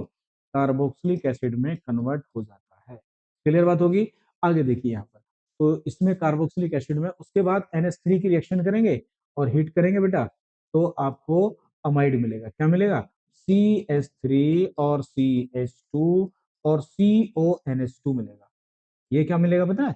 ये मिलेगा आपको यहाँ पर अमाइड मिलेगा। और ये हॉफमैन ब्रोमाइड आगे चल के, तो हॉफमैन ब्रोमाइड में पता है क्या बनेगा बेटा? CH3 CH2 और क्या बनेगा यहाँ पर? NH2, ये बन जाएगी। क्या बात है भाई, यहाँ तो बन गया रे, COOH बन गया है और यहाँ पर ये अमाइड बन गया है, ये CH3NH2 बन गया, तो इथाइल अमीन तो बनेगी भाई इसमें, तो बहुत बढ़िया, इसमें बनेगी। इसकी बात करें अगर, देखो बेटा इसकी बात करें तो किसकी? थर्ड की बात करें अगर, थर्ड की बात करें भाई CH3 और CH2 और CN, भाई इसके ऊपर अगर लिथियम एल्यूमिनियम हाइड्राइड आप डालोगे तो ये क्या बनेगा बेटा? अरे ये तो CH2NH2 में कन्वर्ट हो जाएगा बेटा, है ना? CH3 CH2 और CH2 और NH2 इसमें कन्वर्ट होगा। तो ये भी नहीं है बेटा, ये भी हमारा आंसर नहीं है। ठीक है ना? तो आंसर हमारा क्या होगा बेटा? आंसर हमारा हो गया बेटा, बोलो कौन सा? इथाइल सेकंड हो गया बेटा। कौन सा होगा बोलो? सेकंड हमारा आंसर हो गया है। क्लियर है? सेकंड हो गया, सेकंड ठीक है। नेक्स्ट की अगर हम बात करें, देखो अब देखिए आगे question 72, bromo ethane. Bromo ethane जानते हो क्या होता है बेटा? ब्रोमो इथेन का मतलब है ये हो गया आपका CH2Br, ब्रोमो इथेन। ठीक है, ये है। इसकी AgCN के साथ में रिएक्शन करेंगे, SN2 रिएक्शन हो जाएगी। ये एक कोवलेंट कंपाउंड होता है, कौन अटैक करेगा? नाइट्रोजन अटैक करेगा। ठीक है, तो आइसोसाइनाइड बना करता है। क्या बना करता है बोलो? आइसोसाइनाइड। अगर मैं यहाँ पर KCN वगैरह की करता तो साइनाइड बनेगा, NC बनेगा, आइसोसाइनाइड बनेगा। आइसोसाइनाइड का अगर मैं हाइड्रोलाइसिस करूंगा तो क्या बनता है? कार्बोक्सिलिक एसिड बनता है। क्या बनता है बोलो? कार्बोक्सिलिक एसिड बनता है और अमाइन बनती है आपकी ये वाली। और ये जो कार्बन है एक, इससे बनता है फॉर्मिक एसिड, ये बनेगा। ठीक है, फॉर्मिक एसिड प्लस बी बनेगा। तो वो कह रहा है फिर बेटा ये बन गया, तो यहाँ तक तो पहुंच के देखो, फॉर्मिक एसिड बनेगा। और बी क्या है बेटा? बी आपको बताने की जरूरत नहीं है, बी आपके पास में ये है। इसकी रिएक्शन क्लोरोफॉर्म के साथ में करोगे, ठीक है ना, तो क्या बनेगा? क्लोरोफॉर्म के साथ करोगे तो बच्चा CH3 और KOH, तो ये कार्बिल एमाइन रिएक्शन हो जाएगी। क्या बनेगा यहाँ पर? कार्बिल एमाइन रिएक्शन में यहाँ बनेगा CH3 CH2 और NC बनेगा। इसको बोल देंगे आइसोसाइनाइड। ठीक है, ये ए बन गया है। जो ए बना है उसका रिडक्शन अगर आप करोगे तो रिडक्शन करने से क्या बनेगा बेटा, 2 डिग्री अमाइन बनेगी। क्या बनेगी, CH3 CH2 NH, और ये बना करता CH3, 2 डिग्री अमाइन बनेगी। तो क्या पढ़ेंगे इसको जरा देखो बेटा, इसका नाम क्या, ABC respectively in the above sequence are. ठीक है भैया, ए क्या बना था, ए क्या बना था, carbyl amino ethyl isocyanide, carbyl amino ethane, ethane amine, ethyl methyl amine, ethyl methyl, carbyl amino ethyl isocyanide बोलेंगे इसको। क्या बोलेंगे भैया, पहले क्या बना, इथाइल ब्रोम, इथाइल आइसोसाइनाइड बोलेंगे, इथाइल कार्बिल अमीनो इथाइल। तो लास्ट में क्या बनेगा, लास्ट में है हमारा सी से बना बेटा ethyl methyl ethyl, ethyl methyl amine, ethyl methyl, ethyl methyl, carbyl amino ethane, ethane amine, और ये बनेगा फोर्थ हो जाएगा इसका आंसर। क्या हो जाएगा बेटा, फोर्थ हो जाएगा 72 का। नेक्स्ट की अगर बात करें 73 की, तो ठीक है ना। तो यहाँ पे डीएनए आरएनए क्या होता है, कायरल मॉलिक्यूल होता है, क्योंकि इसके अंदर क्या होती है, पेंटोस शुगर होती है इसके अंदर। तुमने अगर पेंटोस शुगर का स्ट्रक्चर आपको मालूम है डीएनए में क्या होती है, राइबोस, डीऑक्सी राइबोस, और आरएनए में क्या होती है, राइबोस। तो उसका स्ट्रक्चर अगर आप देखोगे ना तो उसमें आपको कई कायरल कार्बन मिलेंगे। ठीक है ना। तो डू2 क्या होती है बेटा, डी सुक्रोज होती है। डी सुक्रोज किसको बोलते हैं बेटा, डी सुक्रोज का मतलब होता है वो डीऑक्सी राइबोस और राइबोस वाली, ठीक है ना, उसको बोलते हैं। उसकी वजह से ही इनमें कायरलिटी होती है। तो 73 का फोर्थ हो जाएगा बेटा। ये तो मेमोरी बेस्ड क्वेश्चन है, बाय मोलिक्यूल से रिलेटेड। ठीक है, विच of the following reaction of glucose can be explain by cyclic structure. याद करो, साइक्लिक स्ट्रक्चर आपने पढ़ा होगा, पेंटा एसीटेट, पेंटा एसीटेट बनता है जब आप किसके साथ में रिएक्शन कराते हो, उसका ग्लूकोज का एसाइलेशन कराते हो। तो एसाइलेशन कराने के बाद में क्या होता है, एसाइलेशन कराने के बाद में क्या होता है, जो एक जो पेंटा एसीटेट बनता है ना बेटा, उसको आप does not react with hydroxyl amine. तो वो हाइड्रोक्सिल अमाइन के साथ में रिएक्शन नहीं कर सकता। इससे ये प्रूफ हो रहा है कि वो क्या है बोलो, आपका उसमें क्या है, साइक्लिक स्ट्रक्चर बनाती है। ग्लूकोज मतलब ओपन चेन में एग्जिस्ट नहीं करती है। तो 74 का थर्ड हो जाएगा। नेक्स्ट की अगर हम बात करें देखो 75 की, तो identify the correct statement regarding enzyme. तो ये तो बायोलॉजी में तुमने एंजाइम वगैरह के पढ़ ही रखा है, इन सबको आराम से पढ़िए। इससे रिलेटेड जो है करेक्ट ऑप्शन आपका यही मिलेगा। एंजाइम क्या होते हैं, एंजाइम एक स्पेसिफिक बायोलॉजिकल कैटलिस्ट होती हैं, तुम जानते ही है ना। कैटलिस्ट क्या होते हैं, केमिकल रिएक्शन में काम आते हैं, बायोलॉजिकल वाले होते हैं। ठीक है, चलिए, तो इसका फर्स्ट हो जाएगा एंजाइम का 75 का। नेक्स्ट की अगर हम बात करें बेटा 76 की, डीएनए और आरएनए हेट्रोसाइक्लिक बेस होते हैं and phosphate are phosphate ester linkage. तो अगर तुमने उसके स्ट्रक्चर पढ़े हैं तो स्ट्रक्चर पढ़ने के बाद में उनमें जो लिंकेज आती है वो लिंकेज ये आती है C1C5 of the sugar molecule, है ना। तो इसका हो जाएगा सेकंड आंसर बेटा 76 का। 76 के बाद में जो आएगा आपका, वो आएगा कौन सा बोलो, देखो यहाँ पर डी ग्लूकोज और D fructose can be differentiate है। अगर आपने केमिकल रिएक्शन पढ़ी है, ठीक है ना, फेलिंग सॉल्यूशन, बेरेंडिक सॉल्यूशन, इसके साथ में दोनों रिएक्शन कर लेते हैं। ब्रोमीन वाटर वाला आएगा इसके साथ, क्या आएगा बोलो, ब्रोमीन वाटर आएगा। 77 का फोर्थ आएगा बेटा। इसके बाद में अगर बात करें 78 की, ये अमीनो एसिड से रिलेटेड है। तो आपने पढ़ रखे होंगे बेटा अमीनो एसिड, ए का आर, आर का देखो, ये बताइए आप क्या बेटा, ये तो ज्यूट्रायन है ना, ज्यूट्रायन का कौन सा होगा, ये आ जाएगा। तो इसका ऑप्शन नंबर क्या आ जाएगा, थर्ड आ जाएगा। सबको मिला लो, ये सारे इनके फॉर्मूले आपको पता होने चाहिए। ठीक है ना। चलिए, किसी भी अमीनो एसिड को याद करने का तरीका यही है बेटा कि ये होता है अमीनो एसिड आपका, ठीक है, NH2, ये H हो गया, ये R होगा। बस इस R को पकड़ के रखिए, R चेंज होता रहेगा, H लगाओ, CH3 लगाओ, आइसोप्रोपाइल लगाओ, कुछ भी लगाइए, ये नाम बनते चले जाएंगे। इसका थर्ड आ जाएगा बेटा। ठीक है, 78। नेक्स्ट की अगर हम बात करें बेटा, तो वो कह रहा है ट्राइपेप्टेड और रिटिन बाय, एक ग्लाइसिन है, ग्लाइसिन का फॉर्मूला, एलिनाइन का फॉर्मूला, ग्लाइसिन का फॉर्मूला, तीनों ये अमीनो एसिड है बेटा। तीनों अमीनो एसिड को जब आपस में आप मिलाओगे मिलाओगे तो उसमें क्या बनेगी, ट्राइपेप्टाइड लिंकेज बनता है ना। ट्राइपेप्टाइड और प्रोटीन क्या होती है, अमीनो एसिड का पॉलीमर होता है वो भी। तो इसमें कौन सा आंसर आएगा, जब तीनों को मिलाओगे तो इसका थर्ड। तीनों के फॉर्मूले रखो, आपस में मिलाओ, वाटर का मॉलिक्यूल निकालो, ठीक है, आराम से ये वाला स्ट्रक्चर बन के आएगा, आप देख लेना तीनों, है ना। चलिए, तो 79 का थर्ड हो जाएगा। नेक्स्ट की अगर हम बात करें 80 की, who is the following set of consist of only essential, essential amino acid क्या होते हैं, एसेंशियल का मतलब होता है जो हमारी बॉडी में सिंथेसाइज नहीं होती है। वो कौन कौन से होते हैं? लूसीन होता है, और क्या होता है? लाइसिन है, और ट्राइफोन है बेटा, है ना ये वाला। ये तीनों होते हैं, बाकी एलिनाइन नहीं होता, ये तो उसमें नॉन एसेंशियल में आता है। नेक्स्ट की अगर हम बात करेंगे बेटा, यहाँ पर देखो 81 की बात करें, the primary structure of protein is based upon the primary structure में हाइड्रोजन बॉन्डिंग नहीं होती, क्या होते हैं? कोवलेंट बॉन्ड होता है बेटा, क्या होता है बोलो? कोवलेंट होता है। सेकेंडरी और टर्सरी में होती है हाइड्रोजन बॉन्डिंग। क्लियर बात होगी। नेक्स्ट की अगर हम बात करें बेटा, यहाँ पर 82 की बात करें, तो maltose is a reducing sugar. सही बात है, माल्टोज क्या होती है? तुम जानते हो जितने भी मोनोसेक्राइड होते हैं सब रिड्यूसिंग शुगर होते हैं, ठीक है। और जितने भी डाइसेक्राइड होते हैं वो भी रिड्यूसिंग शुगर होते हैं, केवल सुक्रोज को छोड़कर पॉलीसेक्राइड नॉन रिड्यूसिंग शुगर होते हैं।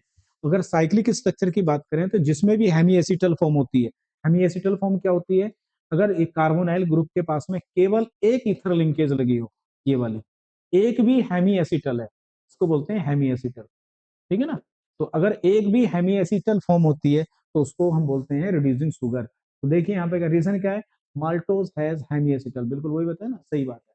तो both assertion reason are true and the reason is correct explanation of, सही बात है, पहले ही आंसर हो जाएगा। क्लियर बात है। 82 का, 82 के बाद में आ गया 83 बेटा, क्या होगा? 83, विच of the following statement is not true regarding plus lactose? ठीक है ना, तो लैक्टोज का जब हाइड्रोलाइसिस हो गया तो ये पढ़ेंगे आपका नॉट। तो lactose is a reducing sugar and नहीं, लैक्टोज नहीं, रिड्यूसिंग शुगर नहीं होती बेटा ना, ये वाला इसका आंसर हो जाएगा, ठीक है।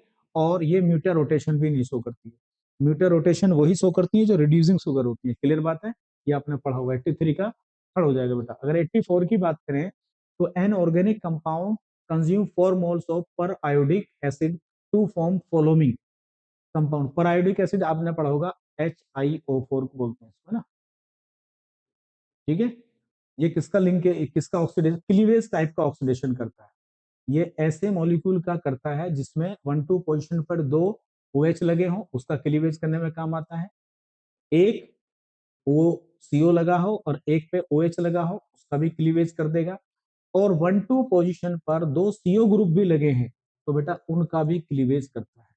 कंसेप्ट ये होता है कि जब इसको क्लीवेज करते हैं तो 1 मोल खर्च होता है, यानी कि यहाँ पर जैसे इसको तोड़ते हैं ना, एक OH यहाँ लगाएंगे, एक OH यहाँ लगाएंगे, इधर भी एक OH लगेगा और इधर भी एक OH लगेगा, ये कंसेप्ट होता है। 1 मोल खर्च होता है, 4 मोल। तो ग्लूकोज की अगर बात करोगे ना, ग्लूकोज सबका अलग अलग सब करके देखोगे आप, तो ग्लूकोनिक एसिड में आएगा। ग्लूकोनिक एसिड क्या होता है? ये होता है, ये है देखो, ये ग्लूकोनिक एसिड है, ठीक है ना। यहाँ पर क्या आता है? OH इधर आएगा बेटा, और H इधर आएगा, OH अगले में इधर आएगा, H इधर आएगा, नेक्स्ट में OH इधर आएगा, उसमें भी नेक्स्ट OH इधर आएगा। जब ग्लूकोज का आप ऑक्सीडेशन करते हो तो ये बना करता है, इसे बोलते हैं ग्लूकोनिक एसिड, ठीक है। ये होगा बेटा। तो इनको बीच में से ब्रेक ब्रेक करके देखेंगे तो हमें कितने OH यूज होंगे? 4 मोल यूज होंगे, तो ग्लूकोनिक एसिड आएगा। 84 का थर्ड आ जाएगा। 84 के बाद में अगर बात करें हम इससे 85 की, तो and product form in the reaction sequence क्या आएगा बेटा? ग्लूकोज, तुम जानते हो ग्लूकोज क्या होता है? ग्लूकोज का स्ट्रक्चर होता है CHO और CHOH का 4, मैं ऐसे जोड़ के लिखा हूं उसको, ये होता है, ठीक है। ये होगा CH2OH। अरे भाई एससीएन का अटैक करोगे तो न्यूक्लियोफिलिक एडिशन हो जाएगी, कहां पर? यहाँ पर हो जाएगी, और साइनोहाइड्रिन बनेगा। क्या बनेगा? यहाँ बनेगा इस तरह से CHOH, और यहाँ बन जाएगा CN, और बाकी क्या रहेगा? बाकी सेम रहेगा, ये वाला देखो, ये बनेगा आपका इस तरह से। क्लियर बात है भाई, क्लियर। आगे क्या करा वो बेटा, इसका हाइड्रोलाइसिस करेंगे। तो हाइड्रोलाइसिस करने के बाद में यहाँ पे लग जाएगा क्या? यहाँ पे लग जाएगा, आप देखेंगे इस तरह से इसको, यहाँ लग जाएगा आपका CH2, यह आ जाएगा OH, और यहाँ जाएगा COOH बेटा, यहाँ जाएगा COOH, और यहाँ लग जाएगा CHOH का क्या होगा? 4 हो जाएगा। यहाँ क्या होगा बोलो? CH2OH होगा, ठीक है। आगे क्या है बेटा? HIP। ये HIP तुम जानते हो ना, बड़ा इंपॉर्टेंट रिड्यूसिंग एजेंट होता है। HI और P, रेड पी होता है ये ना। ये क्या करता है? जितने भी ऑक्सीजन कंटेनिंग फंक्शनल ग्रुप होते हैं सबको क्या कर देगा बेटा? रिड्यूस कर देगा एल्केन में, ठीक है ना। कितने कार्बन की एल्केन बनेगी? 1 4 5 5, अरे कितनी होगी? 6 और एक 7, यानी कि एन हेप्टेन बनेगी। क्या बनेगी यहाँ पर? हेप्टेन बनेगी। अगर केवल ग्लूकोज का ही करते हैं ना तो ग्लूकोज में एन हेक्सेन बनती है, ठीक है ना। तो इससे ये प्रूफ होता है कि ग्लूकोज में एक स्टेट चेन होती है। तो 85 का क्या हो जाएगा बेटा, थर्ड हो जाएगा। क्लियर है, थर्ड लगा लेना इसका। नेक्स्ट की अगर हम बात करें यहाँ पर देखो 80 ये होगा 80, हाँ 86 हो गया। चलिए लास्ट आ गया बिल्कुल। नेक्स्ट की अगर बात करेंगे देखो amino acid are classified are, ठीक है, एसिडिक, बेसिक और न्यूट्रल। एसिडिक उन्हें कहते हैं जिसमें नंबर ऑफ COOH ग्रुप क्या हो, ज्यादा हो। बेसिक उससे बोलेंगे जिसमें नंबर ऑफ NH2 ग्रुप जाते हैं। न्यूट्रल का मतलब COOH और NH क्या हो, COOH और NH2 क्या हो, बराबर हो, depending upon the relative number of amino carboxylic group in their molecule which of the following are acidic. तो एसिडिक निकालना बेटा, एसिडिक का मतलब है भाई जिसमें एसिडिक ग्रुप ज्यादा हो, ठीक है ना। एसिडिक ग्रुप क्या हो, फर्स्ट सेकंड। देखो ये तो न्यूट्रल है, ये क्या है, ये न्यूट्रल है। इसमें देखो एसिडिक ग्रुप क्या है बेटा, ज्यादा है, तो ये होगा आपका एसिडिक। एक तो ये है, इसमें भी देख लो बेटा, इसमें भी एसिडिक ग्रुप ज्यादा है, ये भी एसिडिक है। तो सेकंड और फोर्थ इसका आंसर आ जाएगा। ऑप्शन क्या होगा इसका बेटा, इसका हो जाएगा आपका थर्ड हो जाएगा। क्लियर बात है। नेक्स्ट क्वेश्चन की अगर हम बात करें 87 की, विच of the following is not a fat soluble. Fat soluble कौन कौन से होते हैं तुम जानती है बेटा, ए बी नहीं, ADE के होते हैं, वाटर सोल्यूबल बी होते हैं। तो ये आएगा इसका सेकंड आएगा। क्लियर ना, वाटर सोल्यूबल में बी होते हैं, बी भी कॉम्प्लेक्स में होता है, B1 B2 B3 B6 B12 वगैरह, ठीक है। तो विटामिन के सबके केमिकल नेम आपको याद होना चाहिए। लास्ट क्वेश्चन बचा हमारा, लास्ट नहीं, सेकंड लास्ट, हाँ 88 अभी तो। चलिए, select the incorrect statement. Starch is a, incorrect पूछ रहा है, तो starch is a homopolymer of glucose forming an alpha glycosidic linkage. ये बिल्कुल सही है बेटा, ट्रू है। अगर आपने पढ़ रखा है ध्यान से देखना, ठीक है। चलिए, maltose and lactose are disaccharide, ये भी बात सही है भैया, दोनों क्या है, डाइसैक्राइड है। Cellulose has only beta D glucose unit which are joined by glycosidic linkage C1 और C4, सही बात है, ये भी ठीक है। Structure of glycogen is similar to amylose, ये गलत बात है, यही इसका आंसर होगा।